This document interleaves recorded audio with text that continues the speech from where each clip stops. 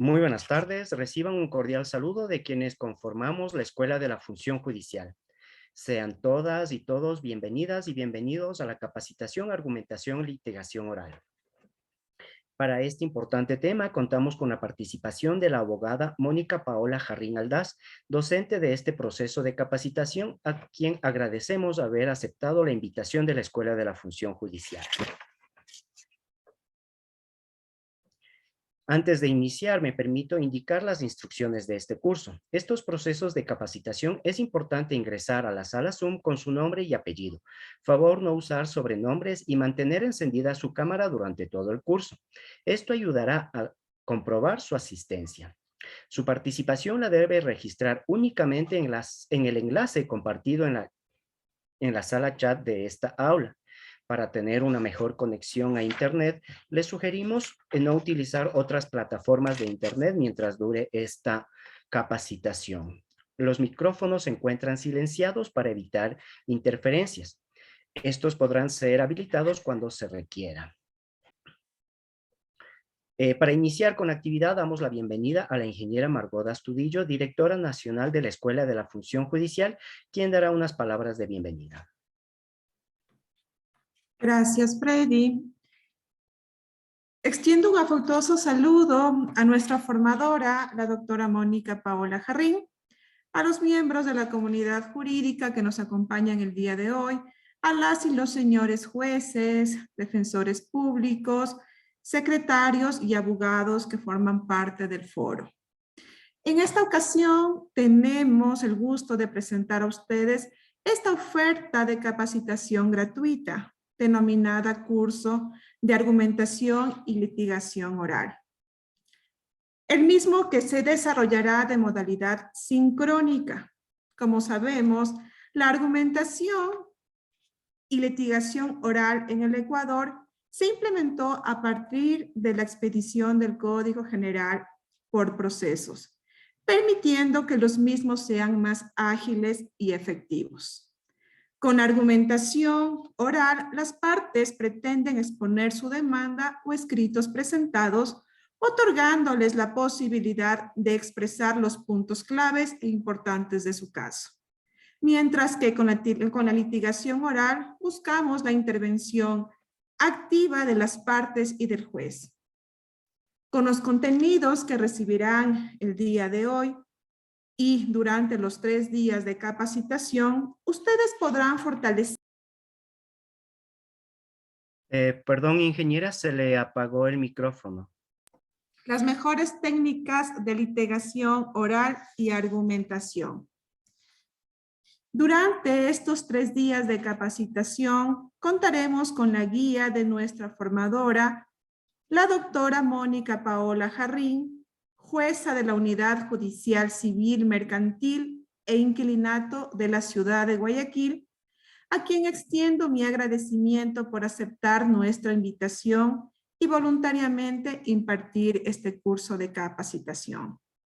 Aprovecho para invitarles a visitar nuestra aula virtual, donde encontrarán una oferta de capacitación gratuita que está habilitada con cursos en línea permanentes, que los pueden cursar durante el presente año. Reiteramos, como Escuela de la Función Judicial, nuestro compromiso por continuar fortaleciendo los conocimientos, actitudes y habilidades de los servidores judiciales y el resto de la comunidad jurídica del país. Auguro éxitos en este curso de capacitación. Sean todos bienvenidos y bienvenidas. Buenas tardes.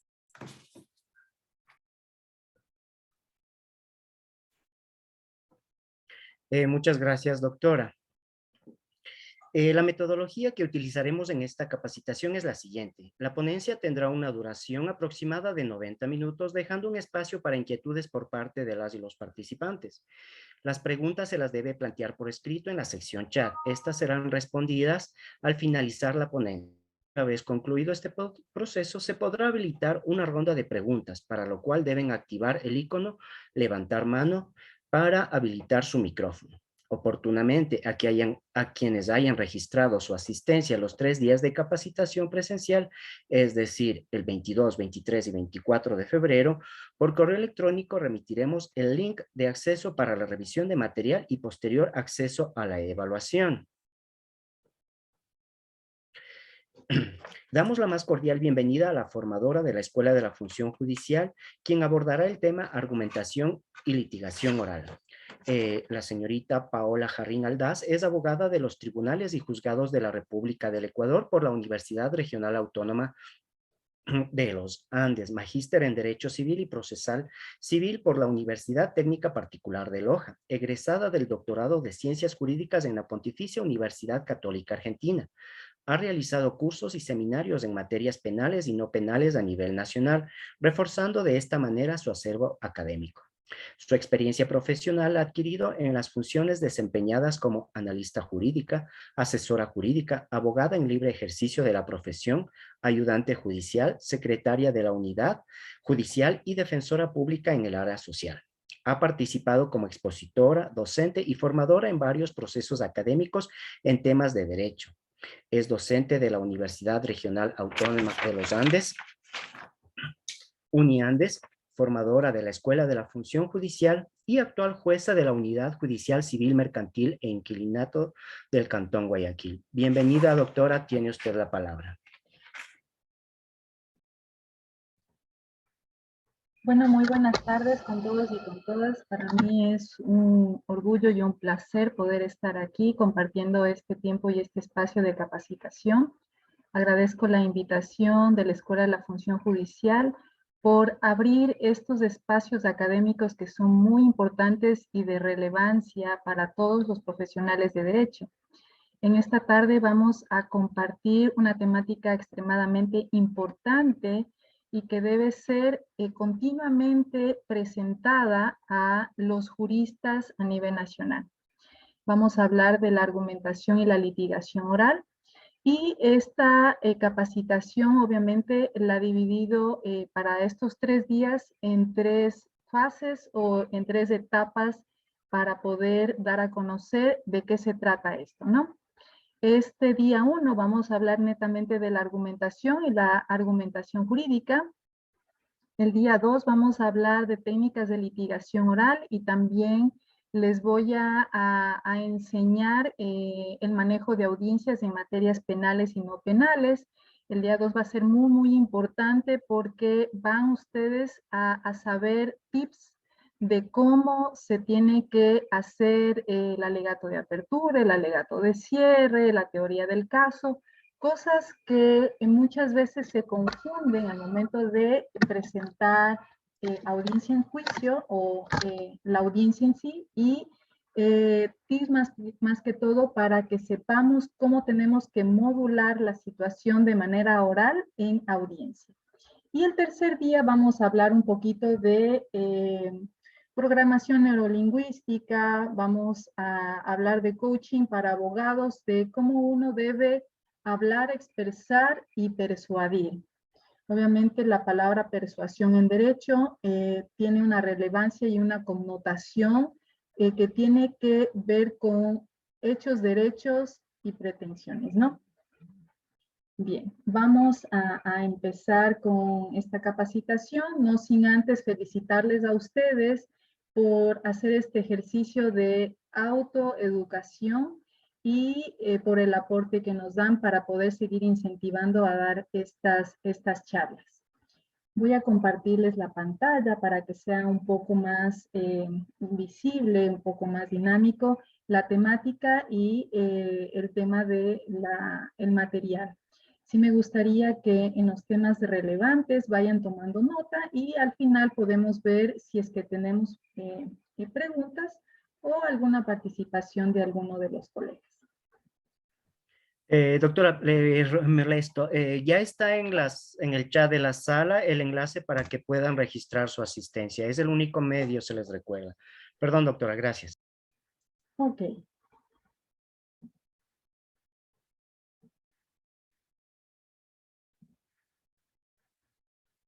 Bien, no sé si es que se puede visibilizar.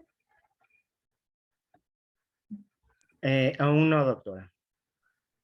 Un momento.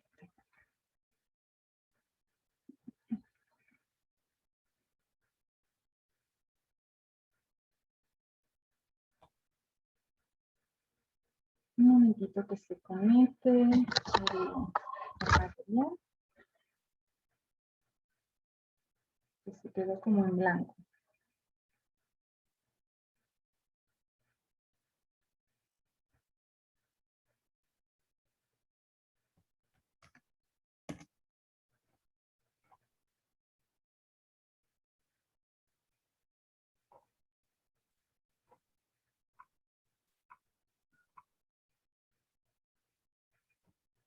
¿No? Sí.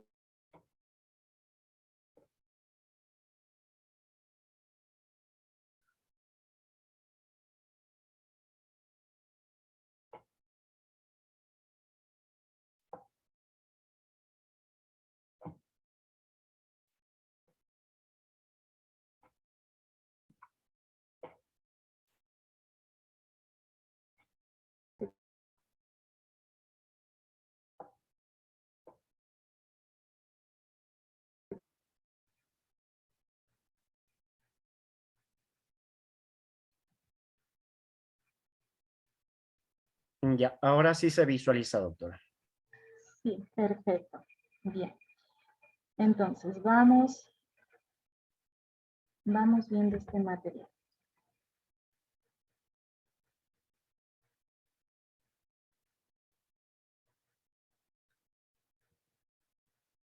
No sé si esto puede hacer pantalla completa.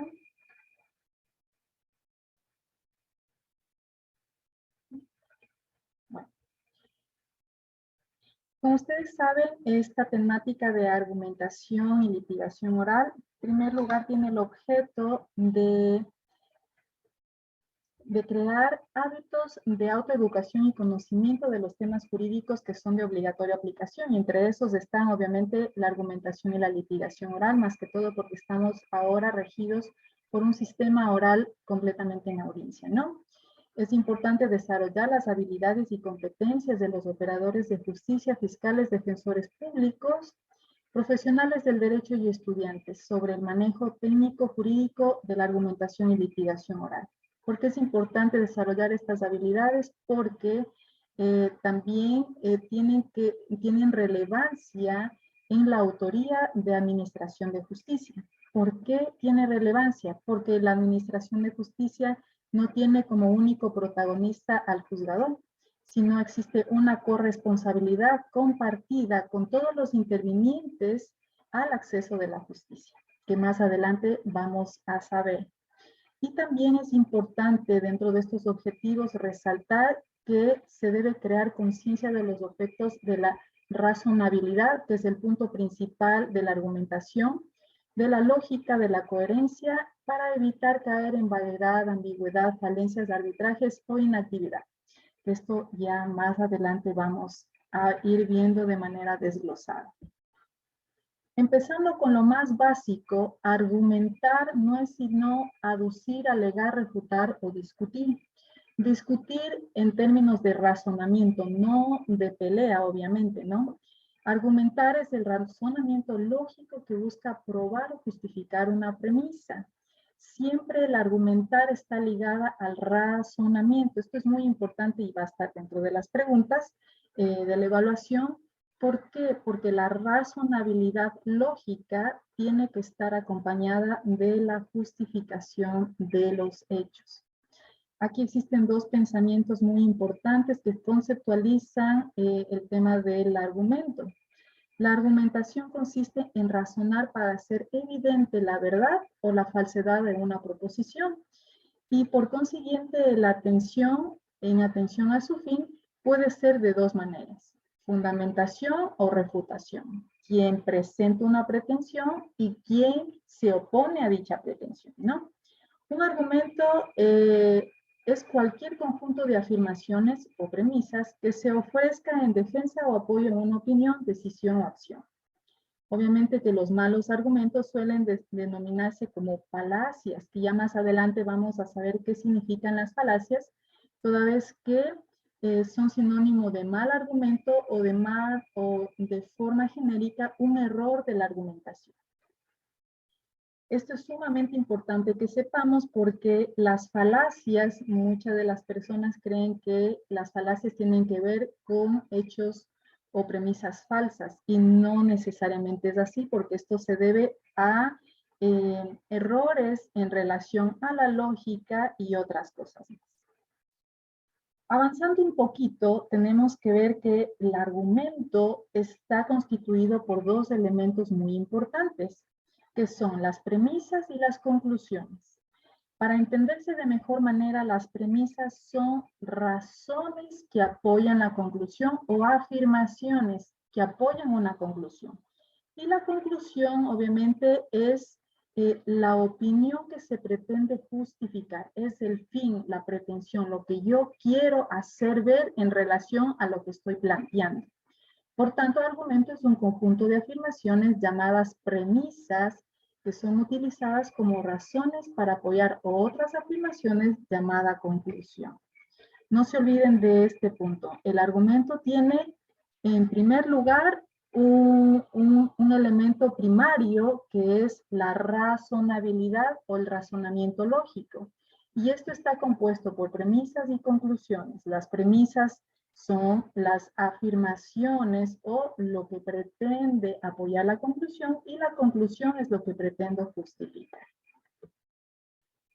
Avanzando un poquito, tenemos que ver que la argumentación tiene dos elementos adicionales, que es la justificación interna y la justificación externa. En primera parte estamos viendo que tenemos premisas y conclusiones, pero ya tecnificando un poco mejor el argumento, este está constituido por justificación interna y justificación externa. La justificación interna netamente es el razonamiento correcto o lógico en relación a lo que pretendo decir. Y la justificación externa es que este razonamiento, aparte de lógico, sea verdadero y sólido. Un ejemplo de justificación interna es, cuando está mal planteado, es que deporte es igual a salud. Efectivamente, el deporte puede aportar para tener salud, pero no es una premisa absoluta. No debo la salud únicamente al deporte, sino a muchos elementos, alimentación, bienestar, etcétera, cosas, ¿no? Entonces, esta es una justificación interna que lógicamente no corresponde o es erróneo o es ilógico y que no es una verdad absoluta por cuanto no está vinculado con la lógica del razonamiento. Y en justificación externa, un ejemplo podría ser que tengo hechos débiles y consecuencias fuertes. Pepito mató a María y como consecuencia tiene que ir a la cárcel tantos años. Sí, pero el hecho es sumamente débil. No sabemos quién es Pepito, qué hizo, en qué circunstancias, en qué situación, bajo qué agravantes o atenuantes. Entonces, la justificación externa trata de hacer que la premisa sea contundente, sólida, concreta, fuerte, para que en base a una premisa fuerte pueda haber una consecuencia fuerte, que vaya al mismo nivel. ¿Sí? Luego, también tenemos que ver que dentro de la argumentación existen razonamientos deductivos y razonamientos inductivos. Como ustedes saben, lo deductivo va de lo general a lo particular y lo inductivo de lo particular a lo general.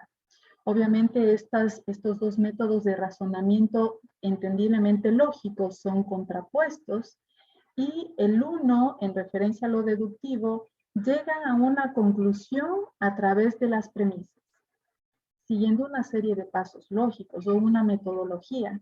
Estos son argumentos concluyentes que buscan afirmar una verdad en la totalidad de las cosas posibles, ¿no? En este tipo de razonamiento, la información de la conclusión está ya contenida en la misma premisa. Aquí me he permitido poner un ejemplo. El Día del Trabajador es feriado en mi país. La premisa 1. La premisa 2, hoy, 1 de mayo, es el Día del Trabajador. Y como conclusión, hoy es feriado en mi país. Entonces, me permite presentar premisas que me ayuden a llegar a una conclusión. En cambio, el razonamiento inductivo, que va de lo particular a lo general, llegan a las conclusiones a partir de la observación de ciertos patrones que se repiten. No pueden garantizar su certeza, de modo que son argumentos no concluyentes. Mientras que el deductivo va de las premisas a la conclusión, el inductivo va de premisas pero conclusiones que no, argumentos que no son concluyentes, que son probables. Aquí me permito presentar un ejemplo también. Por ejemplo, premisa 1, la ferretería cierra a las 7 de la noche. Premisa 2, el local de ropa cierra a las 7 de la noche. En conclusión, probablemente todos los locales de esta cuadra cierren a las 7 de la noche. Entonces, aquí el razonamiento inductivo, como ustedes ven, tampoco sería un razonamiento lógico, porque al ver probabilidades, no me da una concreción a lo que realmente quiero llegar y probar. Que posiblemente el razonamiento inductivo pueda servir para peritos, pero no para quien presenta un caso y quiere algo concreto en relación a la justicia, ¿no? Que es nuestro caso. Bien. Aquí tengo, antes de avanzar con esta explicación, tengo un pequeño video para que ustedes puedan ver el contenido de lo que netamente quiere decir argumentación en una capsulita. Vamos a ello. Doctora, ¿me ayuda deshabilitando compartir pantalla para poder proyectar el video? Perfecto.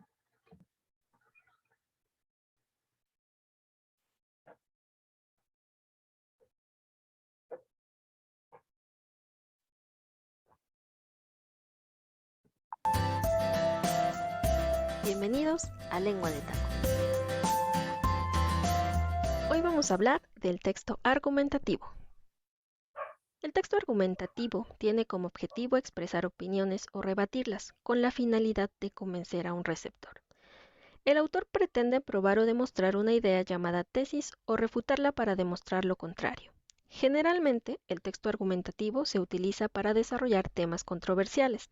Como su nombre lo dice, este tipo de texto se basa en el argumento, que es una construcción del lenguaje que nos lleva a una conclusión a través de oraciones llamadas premisas. En cuanto a su estructura, el texto argumentativo se compone de 3 partes: tesis, cuerpo y conclusión. Vamos a explicar cada una de ellas. La tesis es la idea principal sobre la cual se reflexiona. Debe ser clara y objetiva y representa la postura del autor. Puede ir tanto al principio como al final del texto. El cuerpo, por su parte, es donde se presentan las ideas que se pretenden demostrar y se puede hacer mediante 2 puntos de vista: la defensa o la refutación, aunque esta última no siempre es necesaria. Por lo tanto, en esta parte podemos tener tanto argumentos como refutaciones. Por último, la conclusión es aquella parte donde el autor, después de la presentación de sus argumentos, reflexiona sobre el tema para llegar al objetivo deseado. Puede presentarse mediante la afirmación de una tesis o mediante un carácter sugeridor, sin que sea tan clara la conclusión. Según la situación comunicativa, podemos distinguir 2 tipos: de estructura monologada, donde un sujeto organiza todo el texto, o de estructura dialogada, donde existe una serie de réplicas sucesivas de 2 o más personas. Como ejemplo tenemos los debates. Según el orden de los componentes, podemos encontrar 2 modos principales de razonamiento: la deducción o estructura analítica, que parte de una tesis y termina en la conclusión, o la inducción o estructura sintética, que presenta los argumentos y finaliza con la tesis. Es todo por hoy. Escríbenos para cualquier duda, sugerencia o comentario.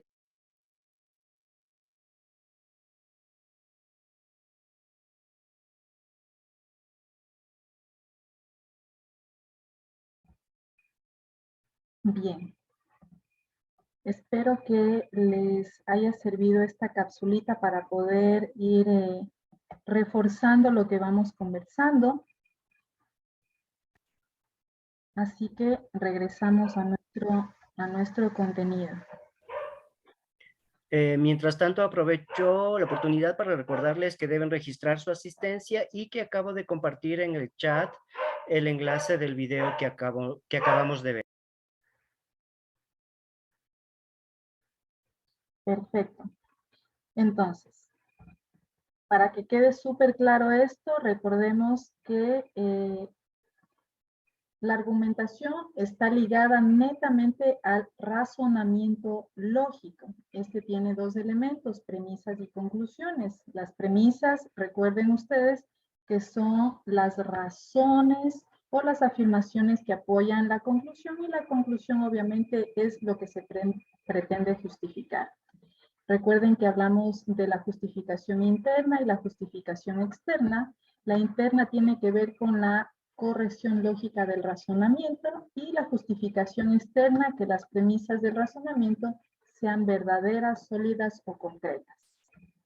Ya vimos lo que es el pensamiento o el razonamiento deductivo y el inductivo, que el deductivo va de las premisas a la conclusión, o sea, de lo general a lo particular, y el inductivo de lo particular a lo general. Aquí la conclusión no garantiza una certeza, sino probabilidades. Bien, ahora vamos a ver un tema que es un poquito más fuerte, que es las falacias. Al principio habíamos dicho que las falacias es el error de la argumentación. El error de la argumentación es cotidiano. Todos nosotros hablamos siempre con falacias, independientemente si lo hacemos consciente o inconscientemente, pero todos hablamos con falacias. Pero sí es importante, y no, obviamente estas falacias no netamente tienen que ver con hechos o acciones falsas, sino que son errores cuando uno expresa algo, ¿no?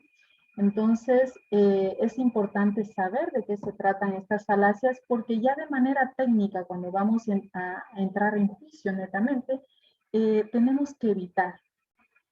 Las falacias en la vida cotidiana no importan, ¿no? Porque uno tiene el derecho de expresar de la manera que así lo desee, porque uno muchas veces expresa a través de sentimientos. Pero de manera técnica en juicio se debe evitar las falacias, porque ahí estamos presentando un caso técnico, que ya lo vamos a ver de manera mesurada un poquito más adelante, y ya mañana en relación a la técnica de litigación oral. Bueno, la falacia entonces es el error de la argumentación o mala argumentación.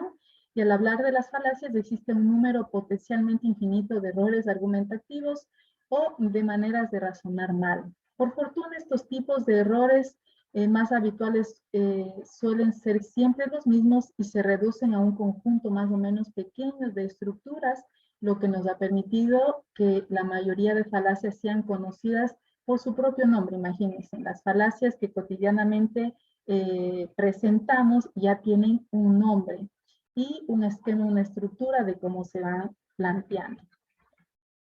Aquí en las falacias existen dos grupos muy importantes en relación a falacias formales y falacias materiales, que tienen que ver más o menos con la justificación interna y externa que ya habíamos hablado.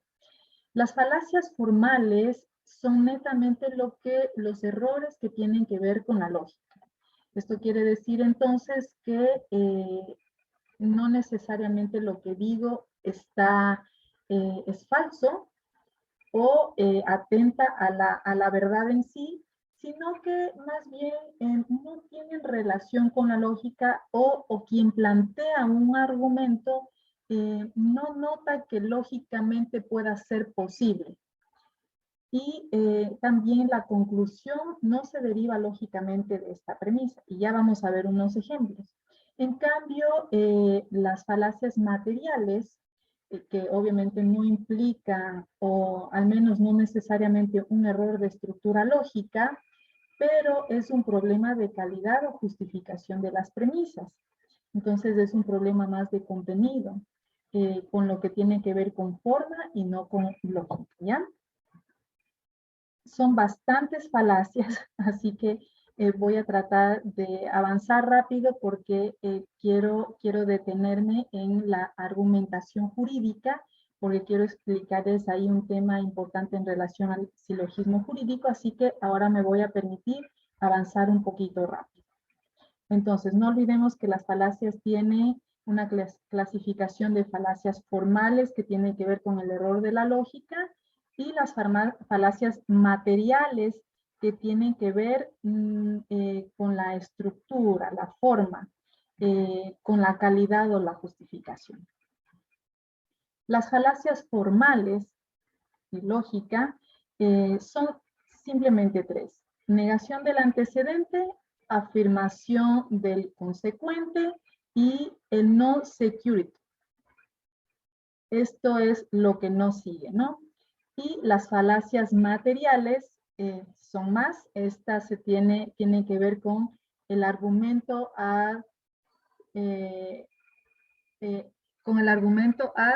hominem, el falso dilema, el argumentum ad ignorantiam, el argumento ad misericordiam, el argumento ad populum, la ambigüedad de la causa falsa, de composición y división, definición persuasiva, enemigo de paja, argumento circular, pregunta compleja, de autoridad, consecuencias adversas del accidente o argumento especial, error de disponibilidad, imprecisión de la naturaleza de la estadística y la pendiente resbaladiza. Como vemos, las materiales son más que las formales, así que rápidamente vamos a pasar a ello. Las formales, que habíamos hablado que tienen que ver con la lógica, son tres, y esta, en relación a la negación del antecedente, es el razonamiento lógicamente incorrecto, ya que la conclusión no se deriva de las premisas. La verdad de las premisas no garantiza la verdad de la conclusión. Esto he puesto un ejemplo aquí, sencillito. Cuando alguien dice que si llueve se moja la calle, entonces como no llueve no se moja la calle. Entonces esto obviamente es ilógicamente incorrecto, porque no netamente la calle puede estar mojada solamente por lluvia, sino puede mojarse por otras cosas, derramamiento de algún líquido, limpieza, X cosas, ¿no? Entonces, aquí hay un razonamiento lógicamente incorrecto. Y estas falacias, principalmente las de la lógica, los abogados en todas las esferas, jueces, fiscales, defensores, tenemos que tener bien en claro, porque hay veces que no vemos la posibilidad de los fundamentos de hecho como más alternativas para ver lógicamente dónde deben estar, cómo se deben plantear y qué otras alternativas pueden dar. Es como una persona ha sido asesinada solo por el hecho de tener un cuchillo en la mano o al lado de esta persona, pero sin buscar otras alternativas o investigar de otra manera para ver otras posibilidades de la existencia material de ese cuchillo. Entonces puede ser un suicidio, puede haber sido un accidente, pero obviamente todas llevan a la conclusión de la muerte, pero tenemos que ver razonamientos lógicos de más probabilidades para no cerrarnos en la negación del antecedente. Luego tenemos la falacia formal de afirmación del consecuente, la consecuencia, ¿no? Razonamiento lógicamente incorrecto, pues la verdad de la conclusión no queda garantizada a pesar de la verdad de las premisas.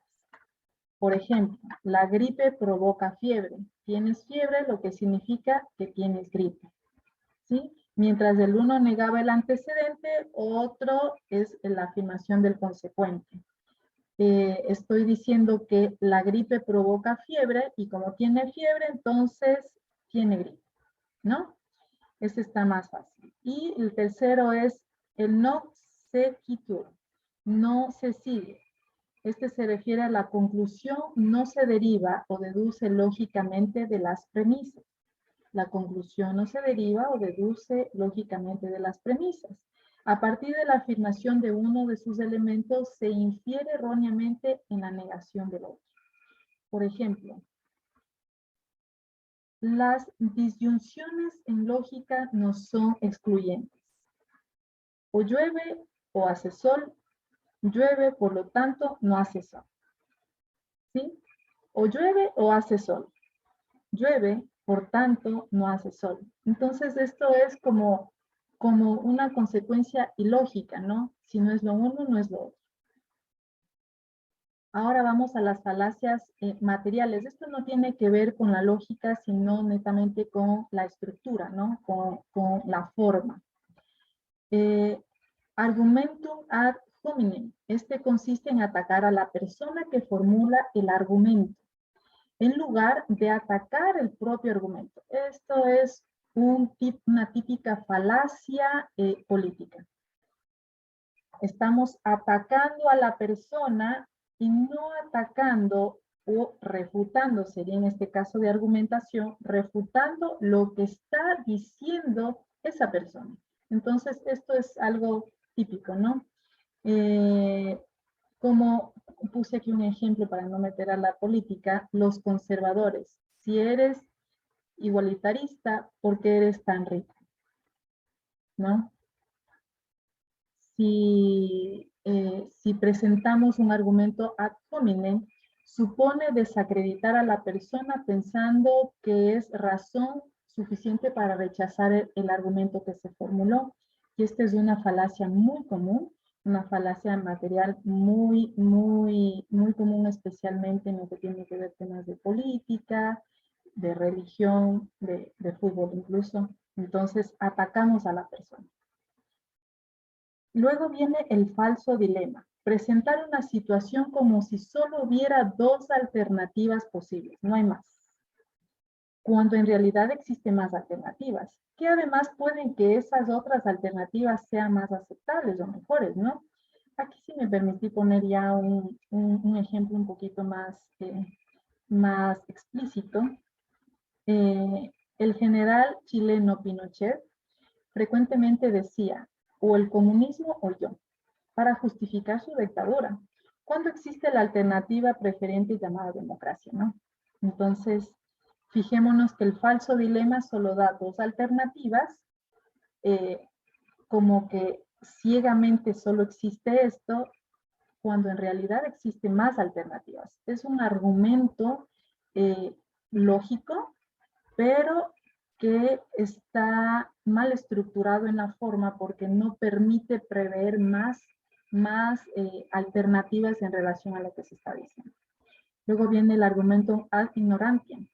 Consiste en afirmar, obviamente erróneamente, que la ausencia de pruebas, evidencias o argumentos sólidos en contra de algo es como si sola suficiente, con eso se acredita la verdad de la afirmación, o negada o no refutada. Por ello es un argumento a partir de la ignorancia.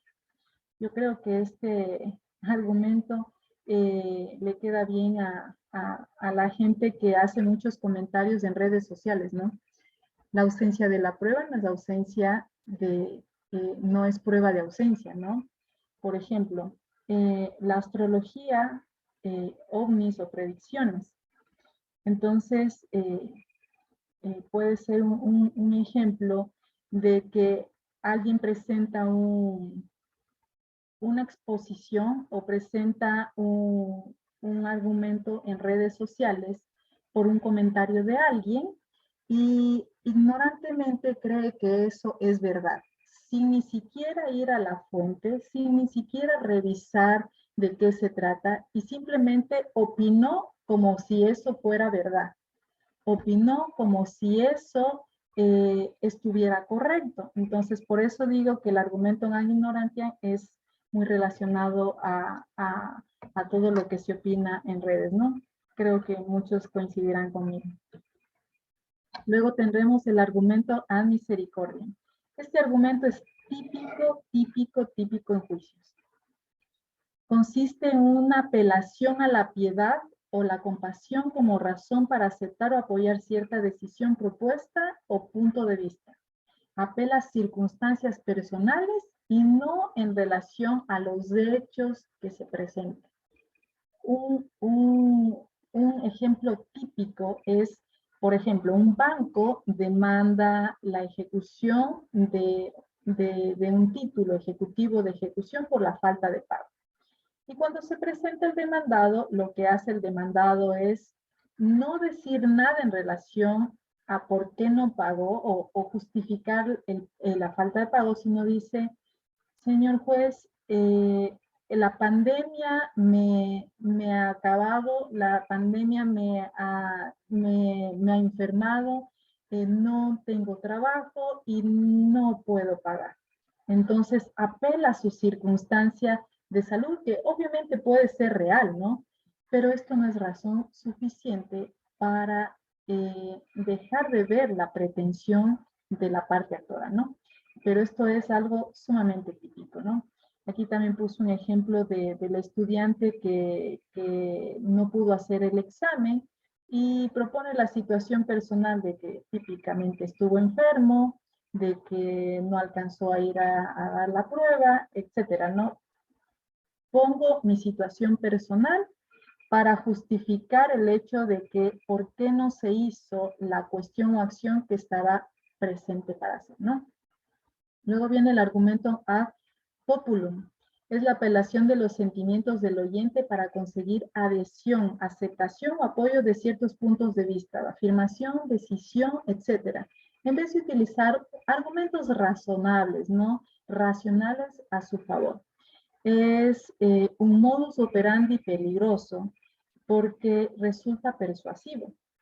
Acuérdense ustedes que la persuasión en sí, en argumentos en general, es algo negativo, pero la persuasión técnica para llevar al convencimiento al juez en juicio debe ser algo positivo y que obligatoriamente debe emplearse. Ya vamos a ver la diferenciación. Este tipo de falacias es habitual de ciertos contextos como el de la publicidad y el de la política, ¿no? Entonces trato de persuadir al oyente, haciéndole escuchar lo que quiero que escuche, haciéndole ver lo que quiero que vea, pero eso no corresponde o no constituye la verdad. Y algo muy común también que viene adelante, la ambigüedad. Consiste en la pluralidad de significados que pueden ir asociados a una misma expresión. Muchos abogados dicen, existe ambigüedad en su resolución o hay ambigüedad en lo que dice, pero ni siquiera saben el significado de ambigüedad. Entonces, mucho ojo con esto, porque asocian la ambigüedad con la no claridad de las cosas, y no es así. La realidad de la ambigüedad es que tiene muchos significados, varios significados, y que estos significados pueden tender a la confusión. Entonces, consiste en utilizar distintos significados en una expresión ambigua en el contexto de un mismo argumento o discusión. Por ejemplo, todos los animales siguen su ley. El hombre es el único que puede actuar en contra de su ley. Entonces, estoy hablando de ley, pero ¿de qué hablo? ¿De animales o de personas? Entonces, eso es un argumento ambiguo que pretendo dar muchos significados y esto acarrea una confusión. Luego viene la causa falsa. Consiste en que un acontecimiento precede temporalmente a otro para concluir en el primero. Es causa del segundo. Es afirmar erróneamente que dado que un acontecimiento A precede a otro acontecimiento B y A es la causa de B. Ejemplo, cuando aún había esclavitud, no existían las armas nucleares. Entonces, si se dan cuenta, es un acontecimiento A que precede a otro acontecimiento B, A es la causa de B.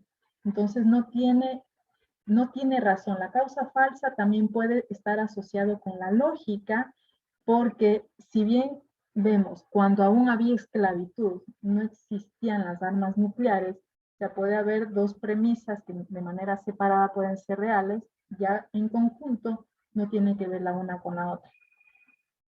Luego vemos la falacia de composición o de división. El error de este tipo de razonamientos consiste en atribuir las mismas propiedades o características tanto al conjunto como a las partes que componen dicho conjunto, cuando ello no tiene por qué ser así necesariamente. Por ejemplo, el equipo está formado por los mejores jugadores del mundo, pero eso no quiere decir que sea el mejor equipo del mundo, ¿no? Luego viene división persuasiva, definir un término de manera aparentemente neutra, pero que en realidad contiene una fuerte valoración emotiva. Aquí está lo que decía antes, la persuasión en argumentación es algo malo, porque quiero aparentar una cosa, pero en realidad quiero que se haga otra. Estoy persuadiendo a algo, a alguien para que se haga lo que yo pretendo. Y eso obviamente puede ser de manera, una persuasión posiblemente buena. Quiero persuadir a alguien para que vaya a estudiar. Puede ser, pero obviamente estoy empleando técnicas o mecánicas que digo una cosa, pero en realidad quiero hacer que se cumpla otra. ¿Sí? Como por ejemplo, vamos a persuadir a las personas que están gorditas y decimos, aquí tengo la píldora mágica para que baje de peso. Entonces, ¿eso qué será? ¿Una persuasión positiva o negativa? La persuasión también tiene que ver con el engaño y obviamente no siempre es bueno. Y esto en materia de argumentación. Pero la persuasión para llevar al convencimiento al juez obviamente tiene que ser positiva y cumpliendo los elementos constitutivos y jurídicos para que se llegue a ese fin. Ya mismo terminamos las falacias, ¿no? Luego viene enemigo de paja. Se trata de exponer cierta teoría o punto de vista ridiculizándolos o simplificándoles en extremo, de modo que sea muy fácil rebatirlos. El enemigo de paja netamente tiene que ver con ridiculizar o criticar, ¿no? Un argumento. Los ecologistas, ejemplo, ¿no? Los ecologistas se preocupan más por las lombrices que por las personas. Entonces, no estoy dando un contexto real de lo que hacen los ecologistas. Aquí estoy ridiculizándolos a ellos, diciéndole, miren, ellos se preocupan por las lombrices y no por las personas. Luego viene el argumento circular. Consiste en un razonamiento que presupone aquello que quiere probar. Solo funciona si se asume como una premisa la conclusión del argumento, por lo que no permite probar la conclusión. Ejemplo, existe ovnis porque se ha visto luces parpadeando en el cielo.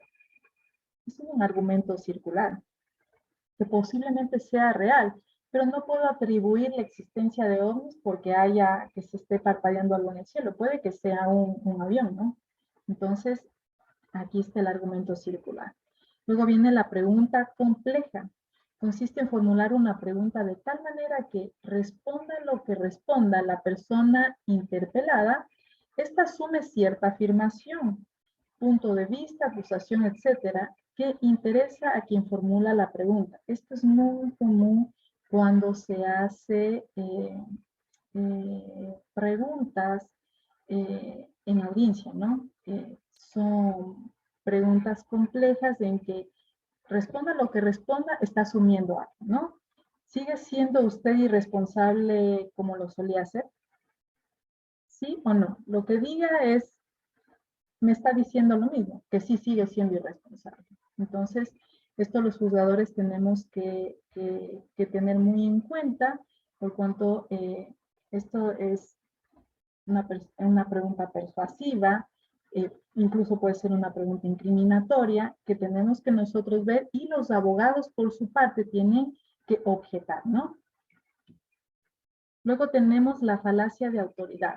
Se trata de una utilización errónea o abusiva de un argumento de autoridad. Apoyar nuestro punto de vista o decisión en lo que se ha afirmado o dispuesto una autoridad ampliamente reconocida como tal en el ámbito de que se trata. Ejemplo, entre los fundamentalistas religiosos toman literal la interpretación de la Biblia o el Corán.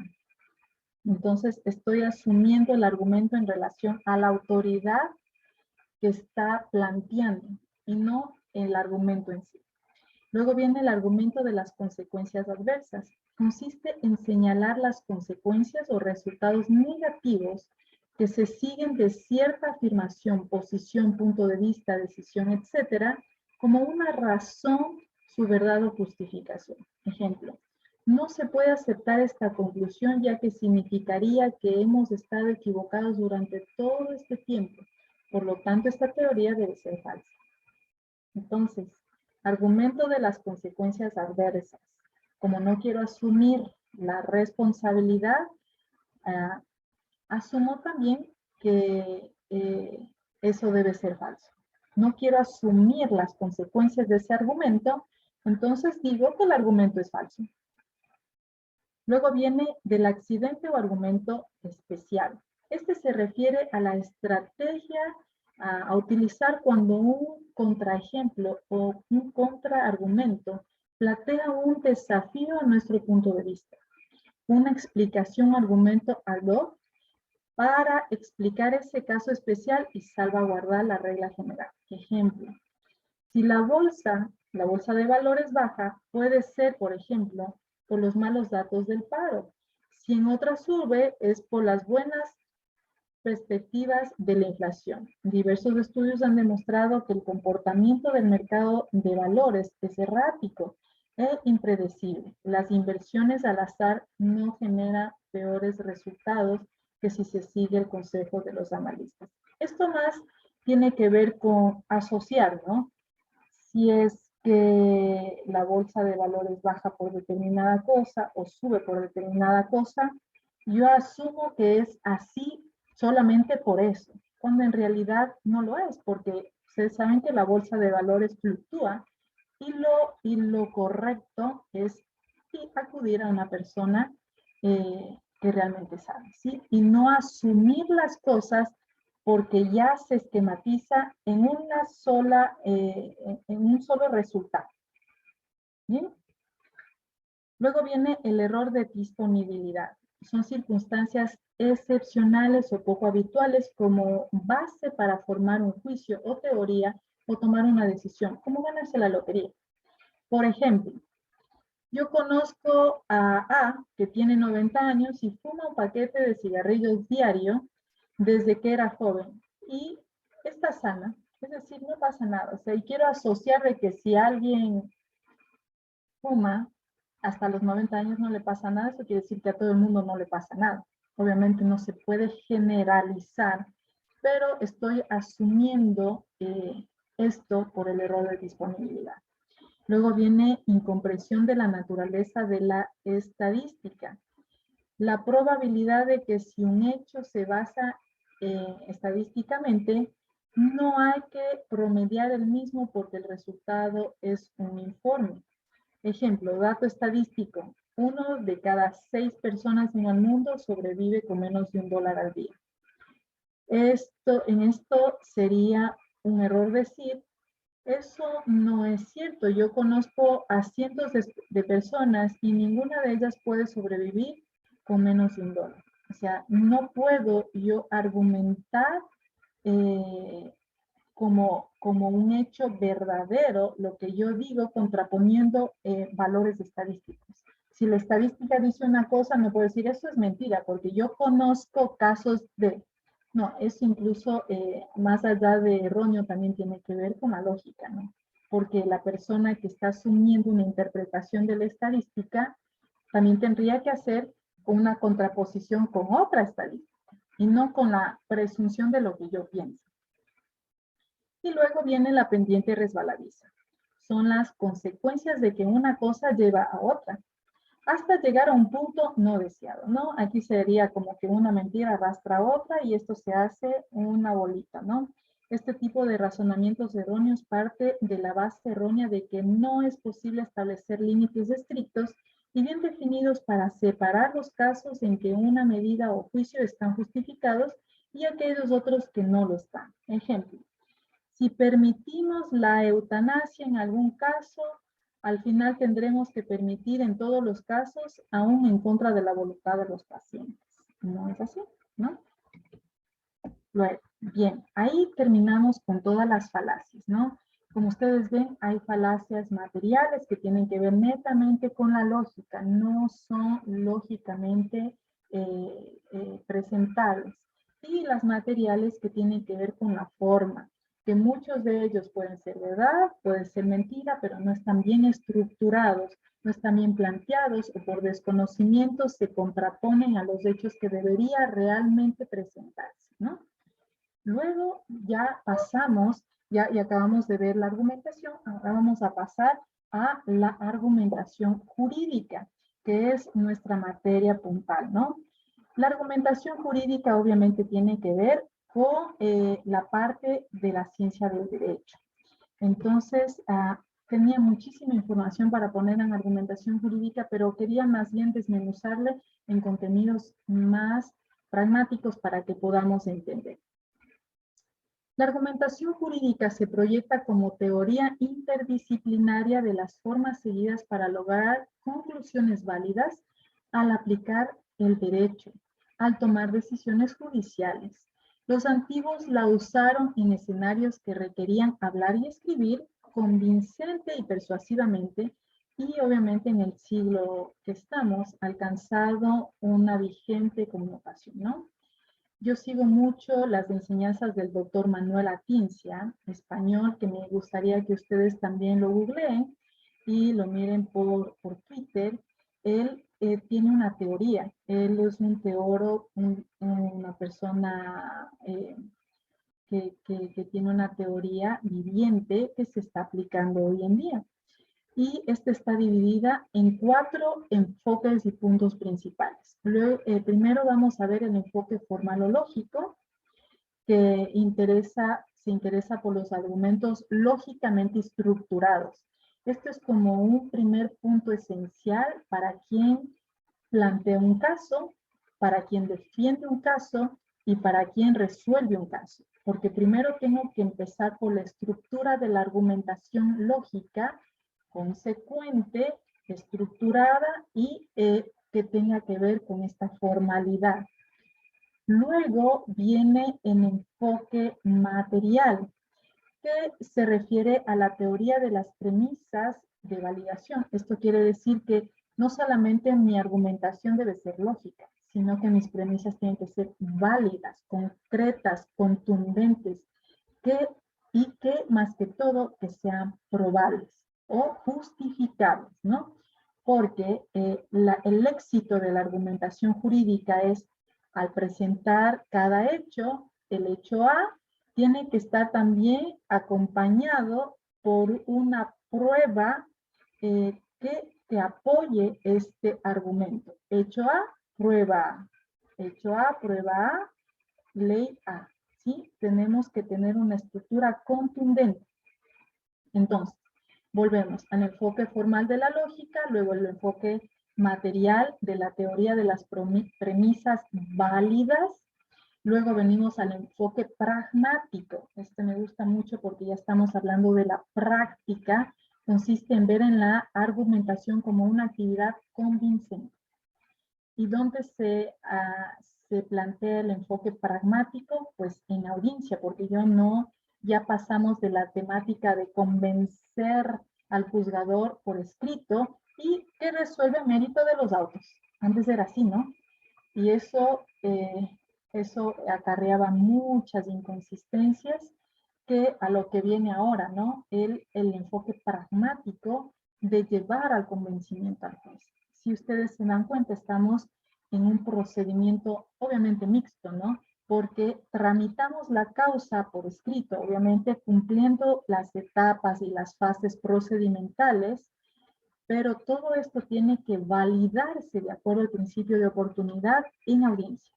Ahí es donde que me presento el enfoque pragmático para que mis argumentos, mis pruebas y el derecho que yo presento sea lo suficientemente convincente para que el juzgador me dé lo que estoy pidiendo. ¿Sí? Y luego viene el enfoque retórico, que es argumentación vista como una teoría. Esto ya va más allá de la práctica, por cuanto aquí ya estamos hablando de la oratoria, de la retórica y del planteamiento del caso ante el juez. Por eso es el enfoque retórico. Luego vemos un poquito más esto sobre hechos fácticos acompañados o recabando prueba legítima, planteamiento del caso, demanda, denuncia, ver que se cumplan los requisitos sustantivos y adjetivos. Hay que enfocarse mucho en la defensa técnica, la fiscalía, jueces, etc. Me gusta mucho este enfoque, esta teoría que ha presentado Manuel Atienza, porque otros jurisconsultos tienen otro tipo de teoría que solamente va de los argumentos, derechos, pretensiones, y se queda ahí. Y por muchos años se mantenía esta teoría, pero Manuel Atienza va más allá. Va el enfoque formal lógico, el enfoque material, el enfoque pragmático y retórico, ¿no? Entonces, aquí, partiendo desde esto, ya les hago copartícipes a jueces, de fiscales, defensores públicos, defensores privados, copartícipes y corresponsables de la administración de justicia. ¿Por qué? Porque si bien es cierto, el juez está obligado por sus funciones, estamos obligados para juzgar y ejecutar lo juzgado. Sí, pero el juez no es solo en relación a la justicia. Cada parte procesal tiene que asumir su corresponsabilidad, porque si el juez aplica el principio iura novi curia, el juez sabe el derecho, sí, pero yo no puedo inventarme los hechos, ni las pruebas. No lo puedo hacer. El juez penal no puede avanzar en juicio si es que el fiscal no acusa. Entonces, cada copartícipe de justicia, de la justicia, tiene que asumir su rol con responsabilidad. El juez está obligado a garantizar el debido proceso, a la tutela judicial efectiva, pero la fiscalía y los abogados de las partes están obligados a garantizar el legítimo derecho a la defensa. Entonces, bueno, más adelante vamos a ver cuál es el éxito de un juicio, ¿no? Pero más allá de todo, quisiera adelantarles que el éxito de un juicio va en relación a quién le asiste los hechos fácticos, a quién le asiste, es decir, a quién le asiste la razón, a quién le asiste la prueba, a quién le asiste el derecho y a quién sabe pedir. ¿Sí? Entonces es muy importante a partir de este punto que tomemos en cuenta estas premisas. Por cuanto mis premisas aquí están en la corresponsabilidad y el fin de mis premisas es llegar a la justicia. Pero la justicia es acompañada de copartícipes para que esto sea posible. ¿Sí? Aquí hay algo muy importante, que es en relación al silogismo jurídico. Ya habíamos hablado de las premisas y las conclusiones, ¿no? Ahora ya vamos a ver ya de manera un poquito más técnica las premisas normativas y las premisas en relación a los hechos, ¿sí? Nosotros tenemos que tener bien en claro, de acuerdo al rol que asumimos, las premisas en relación a las leyes efectivas y vigentes que están aplicables para el caso, que tengo que saber qué dice la ley y el derecho para casos de este tipo y casos análogos, y su justificación obviamente dependerá del grado de relación y pertinencia que tenga en el caso concreto. Entonces, como habíamos hablado de premisas y conclusiones, siempre mis premisas en argumentación jurídica tienen que ir desde lo general a lo particular. Bueno, voy viendo.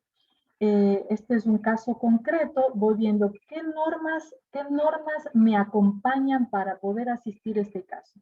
Vamos por la Constitución, tratados y convenios internacionales, luego mi invento es un caso civil de título ejecutivo, luego viene el Código Civil, Código de Comercio, Código Orgánico General de Procesos. Entonces voy achicando la norma, pero siempre creando una proximidad al caso concreto.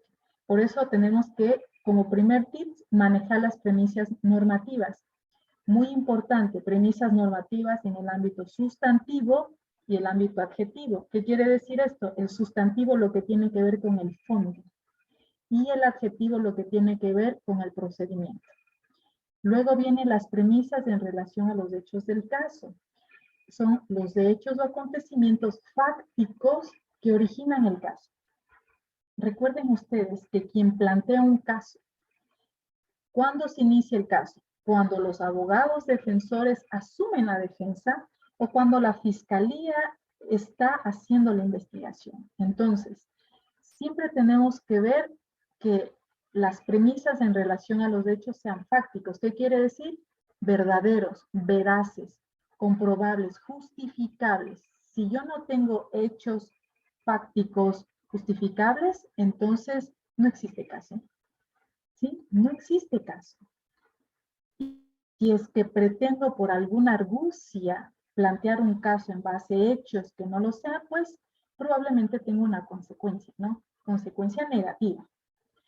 Luego su justificación dependerá de la verdad o la falsedad de los hechos. Obviamente, quien plantea el caso tiene que afirmar los hechos de manera positiva y quien se opone tiene que verificar que esas premisas fácticas no sean verdaderas. Entonces, mientras uno plantea lo positivo, el otro tiene que justificar lo negativo, pero siempre en correlación y esto también permite que el contexto jurídico, pero que el contexto jurídico, el criterio se basa más que todo en la prueba. ¿Sí? Entonces, el hecho A tiene que estar acompañado con la prueba A siempre. Siempre uno tiene que ver, de nuevo, las premisas normativas, las normas generales, hasta la proximidad del caso que yo tengo, y las premisas en relación al caso tienen que ver con hechos o acontecimientos fácticos, verdaderos, y que obviamente estos sean justificables y que tenga la prueba efectiva, eficaz, idónea para que yo pueda probarlos.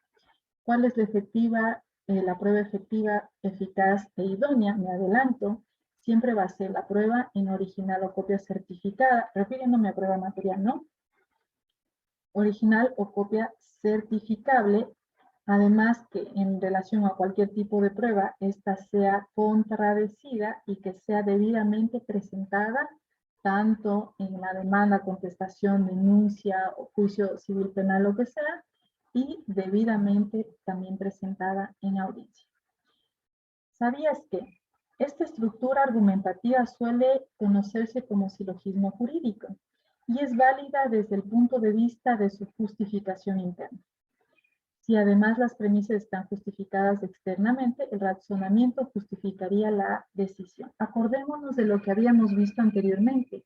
Justificación interna, justificación externa. Justificación interna tiene que ver con la lógica y la justificación externa tiene que ver que los hechos y los argumentos sean fuertes, sean justificables, probables, para llegar a un fin que obviamente tiene que ser la decisión del caso y las pretensiones de quien plantea el mismo para que el juez decida en relación a lo que yo le pido. ¿Sí?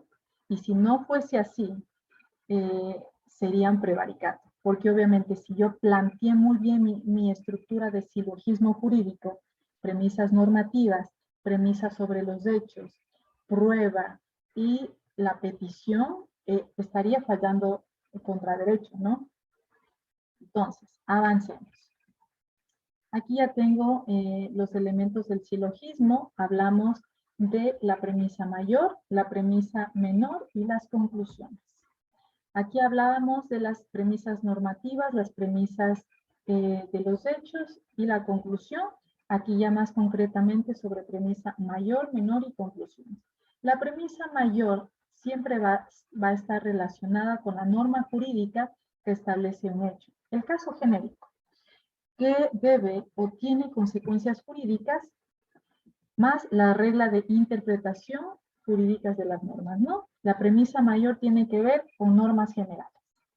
La premisa menor proposición fáctica según el cual el hecho, caso individual y concreto, ¿no?, ha tenido lugar en determinado momento y espacio y pertenece a la clase de hechos previstos en la norma que constituyen la premisa mayor.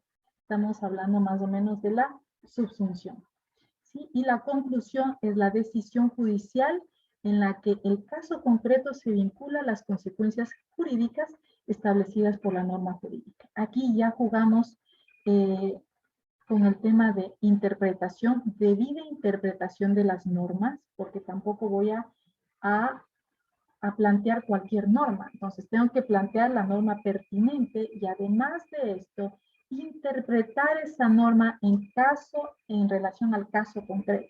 Luego viene la subsunción, que es el caso en relación a la norma, y la ponderación, equiparar derechos, ¿no? Equiparar derechos, porque puede haber que haya dos partes y las dos partes tengan una verdad, pero aquí yo tengo que haber la balanza también de equiparar esos derechos. Voy a avanzar un poquito más rápido porque ya me quedan unos minutitos más para poder hacer preguntas. Aquí tengo un ejemplito del refuerzo de contenidos, un ejemplo muy fácil, ¿no? Pedro prestó, hablando de las premisas menores, mayores y conclusión. Premisas menores, hechos. Premisas mayores, normas. Y la conclusión, la decisión, ¿no? Premisas menores. Pedro prestó a su amigo Juan $5,000 para ayudarlo a pagar un gasto hospitalario por COVID, ¿no? Esto fue el 1 de diciembre del año 2020. Luego, para garantizar el pago de la deuda, antes Pedro se puso pilas aquí, le hizo firmar un pagaré a su amigo el mismo día, el 1 de diciembre del año 2020, con un vencimiento el 1 de diciembre del año 2021. O sea, le dio un año para que le pague. Pero lamentablemente, a febrero del 2022, Juan se niega a pagar la deuda. Disculpen la palabra, se hizo el loco, ya no quiso pagar la deuda, pero menos mal, Pedro tiene un respaldo de su verdad, un respaldo para justificar lo que hizo en relación al préstamo a su amigo. Entonces, voy donde el abogado y le digo, mire, tengo aquí el pagaré, ¿qué hago?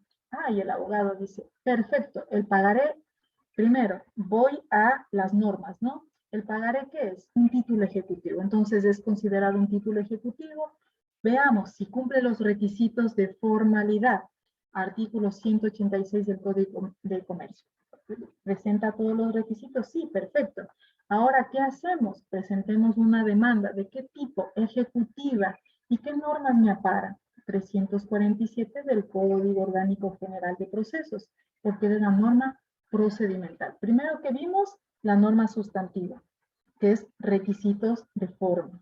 Ahora que vemos la norma procedimental, que son requisitos de los pasos, metodologías y procedimientos para poder hacer efectivo el pago de ese pagaré para mi cliente, ¿no? Luego se presenta una demanda ejecutiva de acuerdo al artículo 142 del COFEP. Ahora, ¿qué requisitos tengo que cumplir? Los requisitos taxativos de cómo estructurar una demanda. Y como tips, para quien tenga que hacer una demanda, siempre plantee la demanda en el mismo orden que se encuentra en la ley. No a su conveniencia presente en desorden o como creyera que fuera mejor. No, presente en orden. En el mismo orden que se encuentra en la norma, así es como se tiene que plantear. Ese es el menú y se tiene que cumplir de acuerdo a ese menú, ¿sí? Luego, seguimos con premisas mayores. Se debe interpretar la ley. Y al interpretar la ley, también tengo que ver los respaldos que adicionan a mi caso. Si, por ejemplo, ya tengo la norma sustantiva, tengo la norma adjetiva, cumplí con los requisitos de la demanda, ¿qué más me puede ayudar? ¿Qué más me puede ayudar para que mi premisa menor en relación a los hechos sea más contundente, para que me ampare, para que me ayude y para que el juez me dé lo que le pido? Simplemente ver más prueba que sea veraz, justificable, y más normas o casos análogos que me ayuden a sustentar este juicio.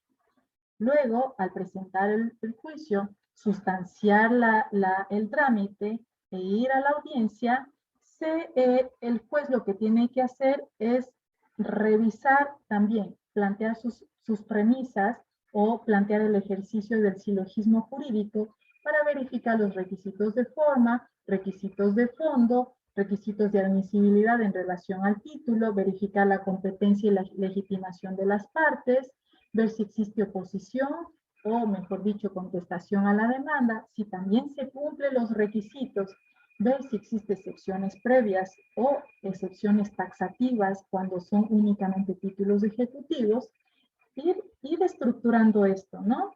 Y si comparece el demandado, también darles la oportunidad a las dos partes que planteen sus silogismos en audiencia. Y luego del planteamiento de esto, de manera solemne y muy técnica, que ya vamos a ver mañana, ahí sí ver qué se decide. Y obviamente en el caso de que la parte demandada luego de legalmente citada no ha comparecido, lamentablemente en los títulos ejecutivos se emite directamente sentencia.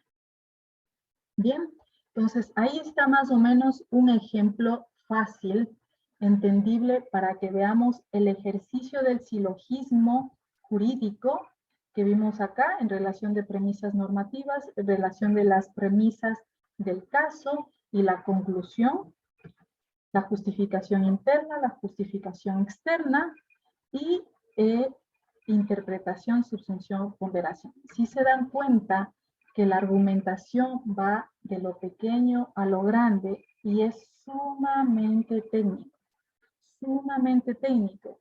Y si ustedes ven cómo llega al convencimiento el Código Orgánico General de Procesos y el Código Orgánico Integral Penal, los dos tienen los mismos principios, que la prueba lleva al convencimiento del juzgador, obviamente la prueba en relación a los hechos, la prueba en relación a lo que sustenta esos hechos, la prueba en relación a las normas que acompañan, para que el juez se convenza de lo que se está pidiendo.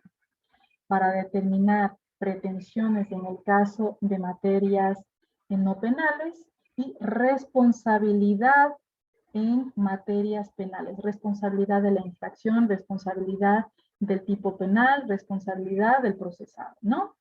Bueno, hasta aquí vamos a dejar la primera parte. Espero que les haya servido este tema principal de argumentación. Podemos conversar y mañana ya vamos a ver únicamente el tema de litigación oral. Estoy a la orden.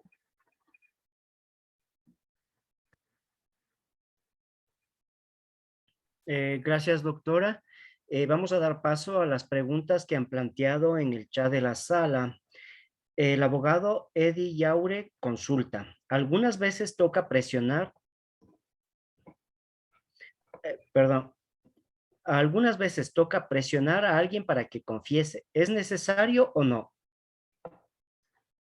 Bueno, no tiene que ver esto con la argumentación jurídica, pero sí se lo puede hacer de manera jurídica, sí se lo puede hacer en materias penales y no penales, porque aquí tenemos una figura que se llama testigo hostil, que ya no simplemente tengo que ver el planteamiento de cómo debo preguntar, sino ya puedo dejar esa formalidad para preguntar de otra manera.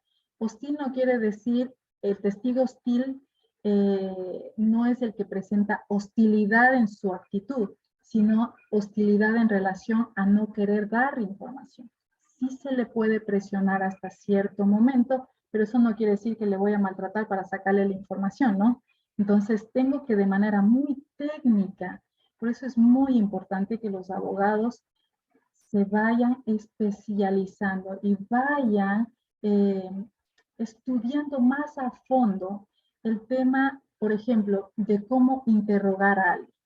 Porque aquí ya en realidad es la destreza de los abogados. Porque si bien el juzgador puede hacer preguntas de aclaración, no es que el juez se puede poner en una posición de interrogatorio, ¿no? Eso no se puede. Pero aquí ya es la estrategia de la defensa. Por eso es que digo que para que lleguemos al esquema de justicia integral, todos los copartícipes tienen que tener la responsabilidad de asumir su rol. Y para que asuman su rol, tienen que saber cómo manejar el escenario jurídico, ¿sí? Entonces, bueno, esa es otra materia, pero es muy bonito también hablar de prueba, que esperamos que algún momento podamos tratar. En relación, pregunta el abogado Peter Jacome, ¿testigo hostil lo declara el juez?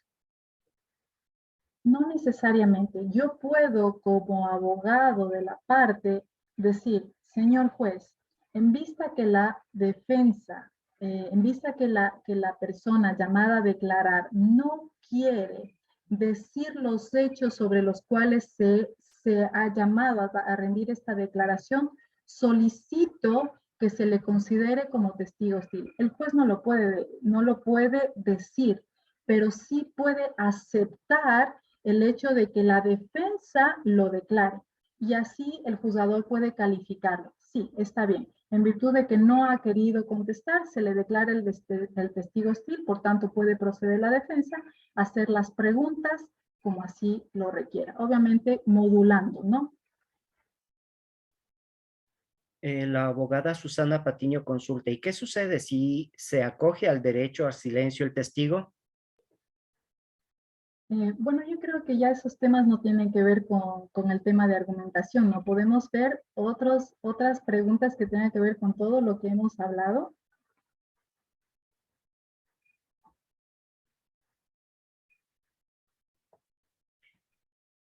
El abogado Fabricio Yepes consulta, si en un procedimiento administrativo con carácter de impugnar una boleta de citación elaborada por un señor agente civil de tránsito, si no extiende la contradicción de la prueba al momento de la audiencia y no comparecen las partes, agente impugnante, ¿puede considerarse como nulo el procedimiento administrativo impugnatorio? Si tomamos en cuenta que el principio de contradicción es de carácter constitucional. Bien, eso tampoco es un tema o una pregunta de nuestra temática. Recuerden ustedes que estamos hablando únicamente de argumentación y argumentación jurídica, pero obviamente todo lo que tenga que ver en un juicio tiene que pasar por un proceso que tiene que ser muy esquemático, muy solemne. Por eso es que el juez garantiza el debido proceso. Y bajo el principio de oportunidad tiene que cumplirse todas las fases y etapas del proceso. Si no se cumple una fase del proceso, automáticamente este proceso se declara nulo. Si no se cumpla una fase del proceso, especialmente citaciones, notificaciones, obviamente este proceso se declara nulo. Y cuando vamos a audiencia y tenemos las pruebas, estas tienen que siempre ejercer el derecho de contradicción, si no, obviamente, se declara nulo. Por eso incluso cuando estamos en audiencia, como la audiencia tiene fases y etapas, si se salta una fase, si se salta una etapa, si no se concreta la situación como lo dice la ley, se declara nulo, obviamente. Entonces, para evitar esto, tanto jueces como fiscales y defensores estamos llamados y obligados a saber de memoria los procedimientos y las actuaciones judiciales, tanto las acciones de manera sustantiva como adjetiva, para que así todos coparticipemos para la administración de justicia. Si no es así, si solo creemos que el juez sabe derecho, iura novi curia, entonces puede que el juez como ser humano se equivoque y las partes, como no sabían, plantearon el principio por si presento por si acaso. Y ahí lo que me salga, entonces ahí estamos acarreando no solamente nulidades, sino que no aportamos para llegar al objetivo de justicia y defender como se debe a las partes. Si no es así, entonces obviamente el defensor no está cumpliendo su rol de defensor técnico, porque una cosa es abogado patrocinador y otra cosa es abogado defensor técnico. El patrocinador puede patrocinar el proceso escrito, pero el defensor técnico es el que plantea todo el caso en audiencia de manera muy técnica, muy sigilosa, muy estudiada. Muchos abogados, y me da pena decirlo, aquí van a la audiencia con 5 minutos antes y pretenden revisar recién el proceso ahí. No es así. Los abogados tienen la obligación, abogados, fiscales y todo, tener una copia del proceso y seguir esquemáticamente el juicio, cómo se va llevando, para que así puedan hacer sus peticiones correcta y adecuadamente, y así también el juez, de repente, con tantos juicios que tenemos, no podamos llevar el caso conforme corresponde al proceso. Las partes nos hacen ver. Por algo existen los autos de sustanciación. Es la comunicación interprocesal entre el juez y las partes procesales para irse llevando el juicio conforme corresponde. Entonces, si por si acaso eran 5 demandados y yo solamente cité 4 y de una ya llamé a audiencia, entonces el abogado dice, señor juez, un ratito. Aquí falta una parte procesal de citar, por favor le pido, todavía no se adelante, espérese. Entonces aquí esto es importante, corresponsabilidad de juicios, ¿sí? Entonces veamos si tenemos más temas referentes a la temática de la argumentación y argumentación jurídica, si no continuamos mañana con técnicas de litigación oral. La abogada Patricia Salazar consulta, ¿qué diferencia hay entre premisa y conclusión de un argumento? Muy bien. Como habíamos dicho, el argumento está compuesto por 2 elementos, premisas y conclusiones. Las premisas netamente son afirmaciones que me permiten llegar a la conclusión. Y la conclusión es lo que pretendo del juzgador, en este caso, lo que yo quiero justificar. Mientras la premisa es una afirmación que apoya la conclusión netamente es a donde quiero llegar y lo que se debe justificar.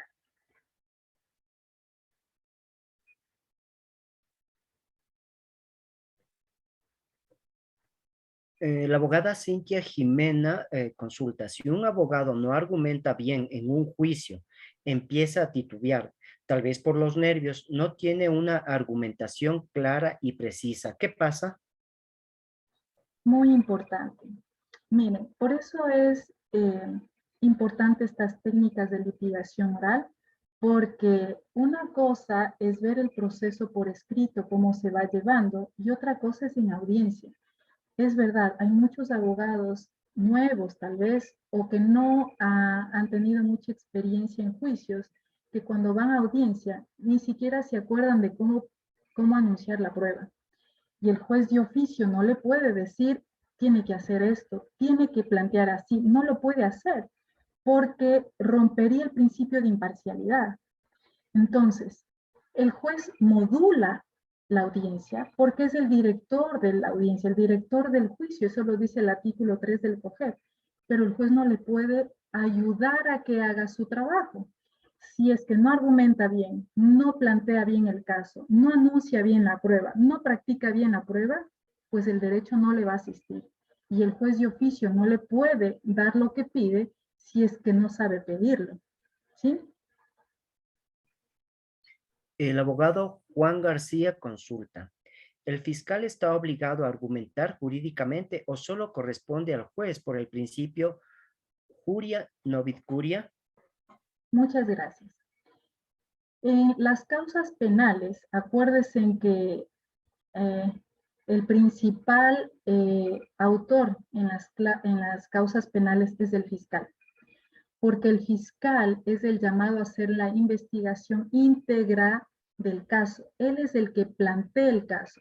Si es que el fiscal no acusa, obviamente para acusar tiene que hacer un ejercicio de silogismo jurídico, premisas menores, mayores, y la conclusión de esta parte, que es el fiscal, de acusar.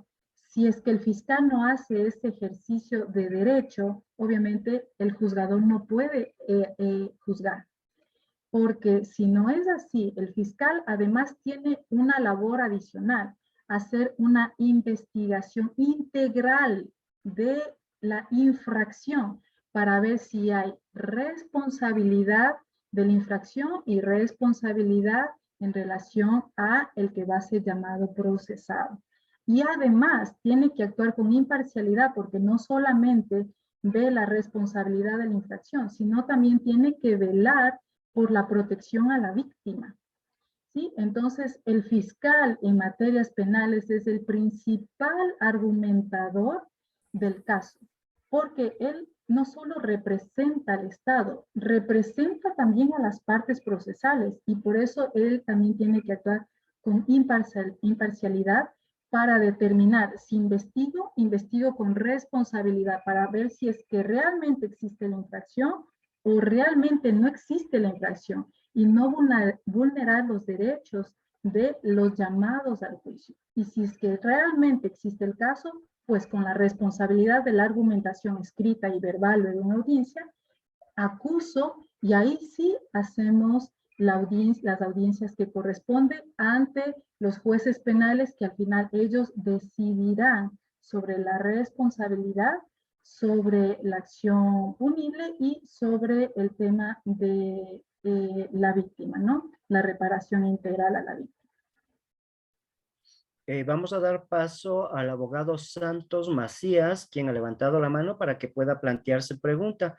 Se les recuerda que las preguntas deben ser de acuerdo al tema tratado esta noche y lo más concretas posibles. Está activado, puede activar su micrófono.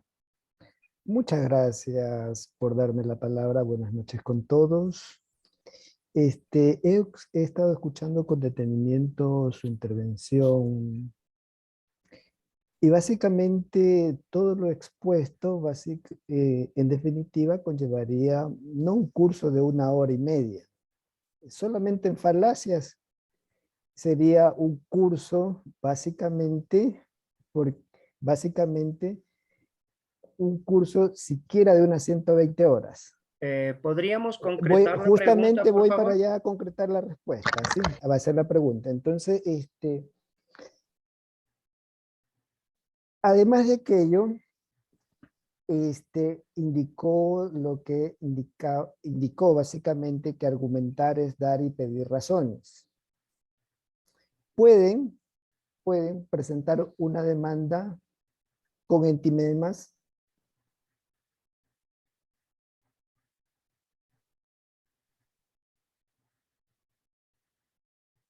¿Perdón? Básicamente, usted indicó que se puede, que para construir un argumento se lo realiza premisa normativa, premisa fáctica y una conclusión. Entonces, hay abogados que a veces presentan sus fundamentos solamente en algunos de los hechos con entimemas. 1, 2. ¿Están aplicando los jueces la sentencia de la Corte Constitucional en la cual básicamente cuando ven que un abogado litigante no sabe, no conoce o no se ha preparado para la audiencia respectiva, esto es, suspenden la audiencia y le indican al abogado litigante que va a suspender la audiencia por cuanto la defensa técnica, básicamente, a pesar de que esté el abogado presente, significa que no está haciendo una defensa. La Corte Constitucional ya se ha pronunciado ya básicamente en más de 2 ocasiones en que tiene la potestad de los jueces suspender la audiencia y no solamente darle un tiempo prudencial para que el abogado se prepare, el que está llevando ese caso, sino que es bastante mayor inquisitiva en el sentido de que le da la potestad al juez de que no está haciendo su función argumentativa, por eso es la importancia que usted ha dado a esta materia, no está haciendo la función argumentativa muy bien y notificarle justamente a disciplinario. Bueno, en relación, si me pregunta primero de los epinemas, Se entiende que los epinemas es cuando dentro del ejercicio del silogismo jurídico falta uno de los elementos, que hablamos de premisas normativas, premisas de hechos fácticos y las conclusiones. Primer punto. Segundo punto, es verdad, la Corte Constitucional ya se pronunció en relación al ejercicio del derecho y las garantías de justicia para que, si bien es cierto, el juez está obligado a garantizar la tutela judicial efectiva, los abogados están obligados a garantizar el legítimo derecho a la defensa de sus defendidos. Entonces, si un juez también quiere garantizar integralmente este proceso y si veo que el abogado no está preparado, el abogado no ha hecho bien el ejercicio de defensa de su defendido, a pesar de que yo como juzgador vea que todos los elementos constitutivos para poder darle lo que pide las partes procesales están en juicio, pero el abogado no está preparado, obviamente habría una resolución injusta para darle o no darle lo que se merece, ¿no? Lo que se pide, lo que realmente se está planteando.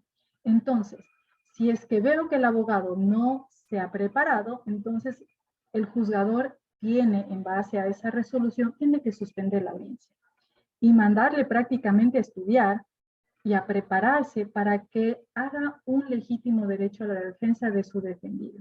Porque si es que le permito seguir actuando en la audiencia, si es que continuamos con la audiencia y si resuelve en base a esa defensa deficiente, no va a haber justicia. No va a haber la posibilidad de ayudar a las partes procesales y todos tenemos que hacer ese ejercicio de garantía. Por eso al principio dije que nosotros somos copartícipes y corresponsables de la justicia. El juzgador es el que sabe del derecho, pero el juzgador no hace solo el juicio, no hace solo el proceso, no hace solo el procedimiento. Esto es un ejercicio de todos los intervenientes en el caso. En el caso de materias penales, estamos hablando del principal, que es el fiscal, el abogado acusador particular, en referencia a la víctima, y el abogado de procesado. Y en materias penales, estamos hablando de juez, abogados de la parte actora y abogados de la parte demandada. Todos tenemos que hacer un ejercicio íntegro del rol que nos corresponde cumplir. Si el juez ve que la defensa no puede hacer su ejercicio de oralidad, garantizar el principio de oralidad en audiencia, tiene que suspender. Claro que esa suspensión podría acarrear sanción al abogado, ¿no? Porque su defensa es deficiente y podría, sí, acarrear sanción, acarrear oficio disciplinario, porque se supone que ya el planteamiento de juicio en audiencia ya no es un ejercicio de simulación, ya estamos hablando de casos reales para resolver situaciones personales que pueden acarrear en circunstancias apremiantes en casos penales o no penales, ¿no? Entonces, por eso es la corresponsabilidad. Le agradezco, compañero, por su pregunta. La abogada Cris Ponce consulta, ¿cómo se construye un argumento? Es decir, ¿cuáles son los métodos o técnicas para lograr un buen argumento en casos específicos? Gracias. Para plantear argumentos correctos, primero tengo que, como habíamos planteado en el ejercicio, primero si es que estamos hablando de abogados particulares, primero tiene que saber los hechos de manera contundente, ¿no? Tiene que abordar todos los hechos en torno al caso. Si es que yo ya conozco todos los hechos a plenitud, entonces ahí ser un ejercicio de, a ver, si este hecho, si tengo un número de hechos, tengo que ver el hecho y qué prueba puede acompañar a ese hecho, ¿no? Hacer un ejercicio de antecedentes, hechos y pruebas. Y en relación a los hechos, ¿qué hechos son justificables? ¿Qué hechos son probables? ¿Y qué hechos son falsos? Entonces, ir haciendo una lluvia de ideas de los hechos. Una vez que ya tenga la concreción de los hechos justificables, concretos y probables, ahí sí ver las pruebas. ¿Qué prueba me acompaña a la concreción de los hechos? Ya tengo las pruebas, ahora, ¿qué normas me permiten ver, qué me permiten acompañar y amparar el hecho que estoy planteando? ¿Sí? Como el ejercicio que hicimos del título ejecutivo. Está prestando dinero y porque sí, o porque alguien le dijo, o porque sabía, le hizo firmar un título ejecutivo. Entonces, primer hecho, el préstamo de dinero. Segundo, la justificación del préstamo está en relación al título. Entonces, ya tengo un hecho contundente y probable, justificable. Ahora que ya tengo esto, vamos a ver las normas, desde lo macro hasta la proximidad al hecho y al caso que voy a plantear. Si ya tengo estas tres, ejercicio de silogismo, si ya tengo la concreción de los tres, ahora sí, construcción de la demanda y cumplir así los requisitos. Ese es el tips que yo puedo dar y lo que debería hacerse para plantear un argumento para que al ser contundente, ahora sí pueda decir, puedo plantear un juicio, puedo plantear una demanda, puedo acudir a la administración de justicia, asumiendo mi responsabilidad como defensor y presentando el juicio para que en cambio el juez sea responsable de la sustanciación de la causa.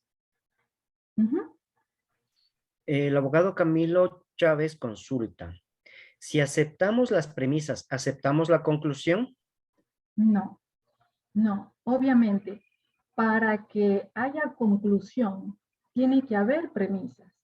Pero no es que tiene que haber premisas para que haya conclusión. Tiene que haber premisas, pero premisas contundentes. Premisas que vayan modulándose paso a paso para que estas premisas me permitan llegar a la conclusión. ¿Sí? Entonces, ¿qué son las premisas? ¿Qué habíamos dicho que son las premisas? Las premisas son las afirmaciones, son los hechos contundentes que de manera esquemática, cronometrada, de manera en que yo pueda, al plantear los fundamentos de hecho, vaya numerando. Hecho 1, tal. Hecho 2, y así vaya haciendo de manera coherente, lógica, esquemática, para que así al final llegue a una conclusión. ¿Cuál será la conclusión? Las pretensiones, lo que yo quiero exigir, pedir de la administración de la justicia. La abogada Mayra Campi consulta. ¿La litigación se realiza cuando hay réplica y contrarréplica? ¿O en qué momento de la audiencia se aplica la argumentación y la litigación? Bien, bueno, eso va a ser tema de mañana, pero puedo adelantar que la litigación oral obviamente es un ejercicio del principio de oralidad solamente en audiencia. No puedo hacer oralidad en la sustanciación del proceso, ¿no? Mientras no esté en audiencia, no puedo plantear la oralidad. Entonces, litigación oral es lo macro, técnicas de litigación oral, lo macro. Ya allí en audiencia vamos desarrollando de acuerdo a cómo corresponde cada fase o etapa de la audiencia y voy planteando mis argumentos o mis hechos argumentativos en audiencia. Y obviamente mañana vamos a aprender cuál es la diferencia, por ejemplo, objeto de la controversia, fundamentos de los actos de proposición escrito, teoría del caso, alegato de apertura, alegato de cierre, son cosas totalmente diferentes. Entonces, para hacer técnicas de litigación oral, tengo que saber primero las fases de audiencia que yo me encuentro y cómo debo plantear. El abogado Christopher Álvarez consulta. ¿Considera que la demanda se debe realizar un ejercicio argumentativo muy completo o es mejor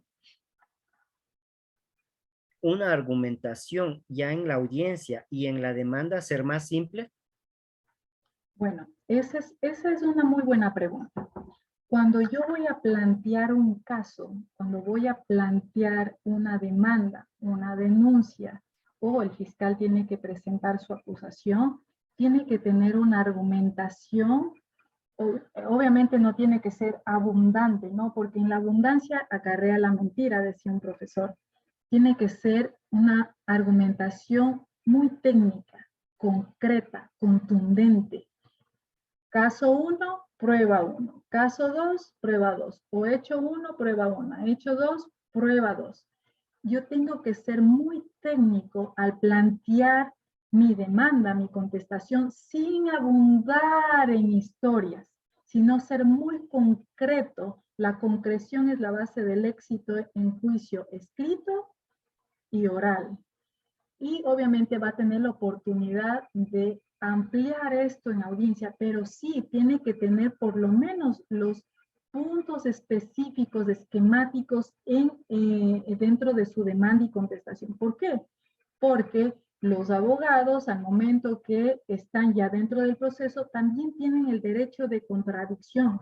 Por ejemplo, cuando se presenta la demanda y se cita la parte demandada y ya llega la oportunidad de la parte demandada de contestar, obviamente ya empieza a hacer ejerce su primer derecho de contradicción. ¿Cómo ejerce su derecho de contradicción? Contestando, oponiéndose o aceptando los hechos que han sido planteados en la demanda. Ahí está el primer principio de contradicción. Y esto se concreta o amplía aún más ya en audiencia, ya en cada fase y etapa de audiencia, porque cada fase tiene su esquema, su solemnidad y su oportunidad.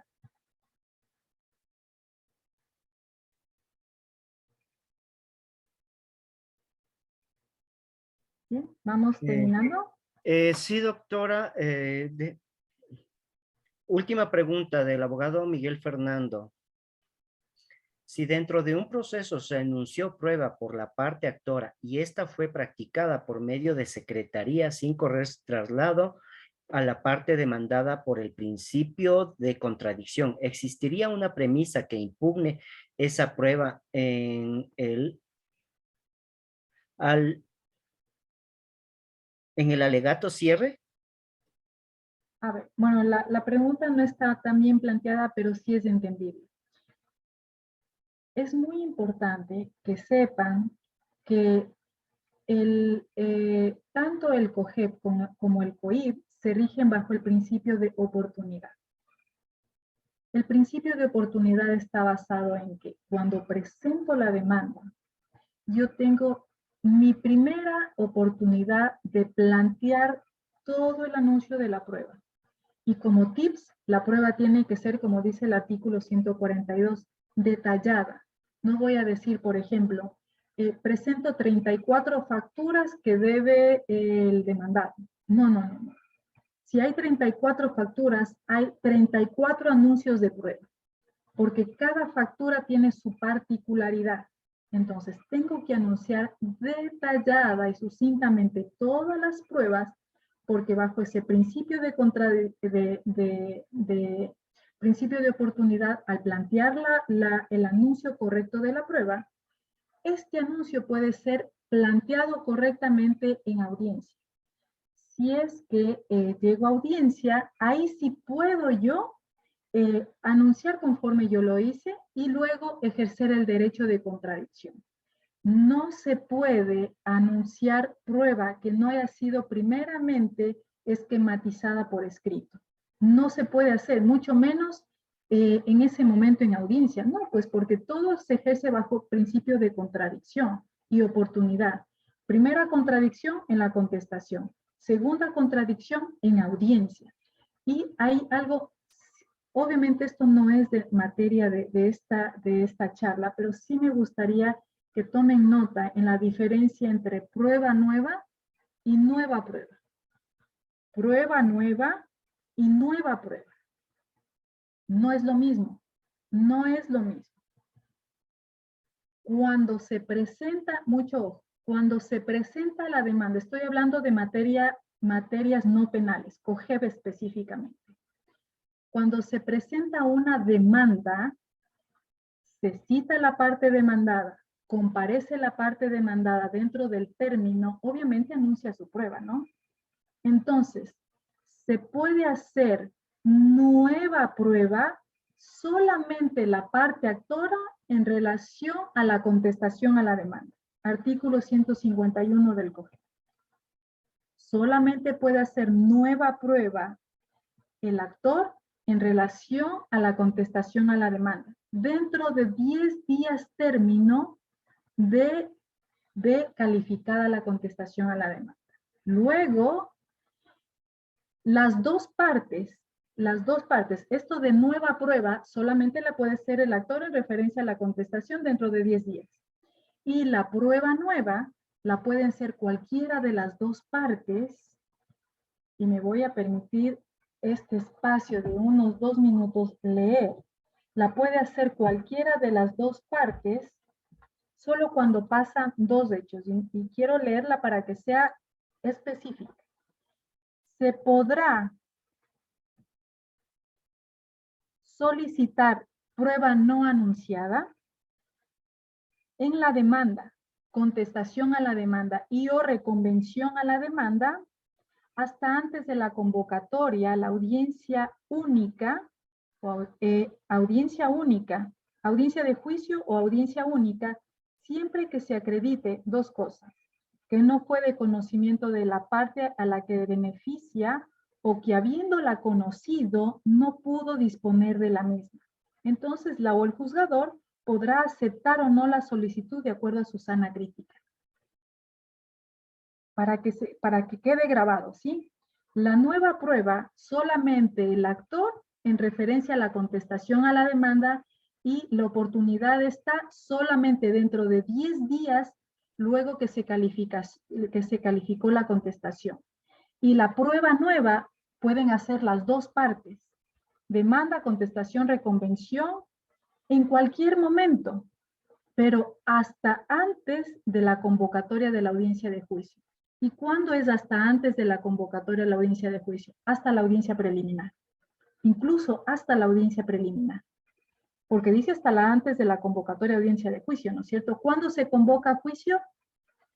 En la última fase de la audiencia preliminar, ¿no es cierto? 294.8 del COGEL. O hasta antes de la convocatoria de la audiencia única. Siempre que esta prueba no fue de conocimiento de la parte que beneficia, o habiéndola conocido no pudo disponer de ella. Entonces, principio de oportunidad, principio de contradicción. ¿Y esto es parte de argumentación? Claro que sí, esto es parte de la argumentación jurídica, porque yo tengo que presentar, habíamos dicho desde el principio, ¿qué es la argumentación?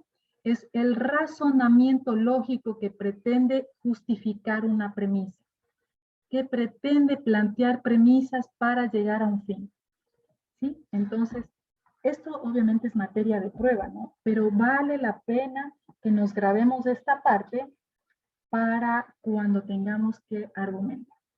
Bien, agradezco el interés de ustedes, y mañana se va a poner mejor, ¿no? Mañana vamos a ver cómo se maneja las fases de audiencia en materia penal y en materia no penal. Mañana vamos a ver cuándo el juez puede hacer prueba de oficio y cuándo no se puede hacer prueba de oficio, ¿sí?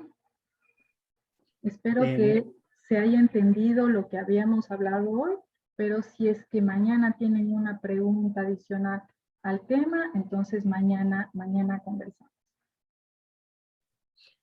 Muchas gracias, abogada Paola Jarrín Aldaz, por compartir no solamente sus conocimientos, sino su experiencia, que de seguro contribuyó a ilustrar de mejor manera el tratado esta noche. A ustedes, estimadas y estimados participantes, muchas gracias por su asistencia a este importante tema. Espero nos sigan acompañando en las actividades académicas que la Escuela de la Función Judicial organiza en bien de la comunidad jurídica. Les esperamos mañana 23 de febrero a las 17:55 para continuar con este proceso de capacitación. Les recordamos que deberán estar pendientes de su correo electrónico, medio por el cual remitiremos toda la información relevante sobre el proceso de este curso. Se les recuerda que esta capacitación es de aprobación, por lo tanto requieren una asistencia mínima de 3 días, registrar su asistencia en el link que se ha remitido en la sala chat, y una evaluación final que estará habilitada en la plataforma de la Escuela de la Función Judicial. Muy buenas noches, les esperamos el día de mañana.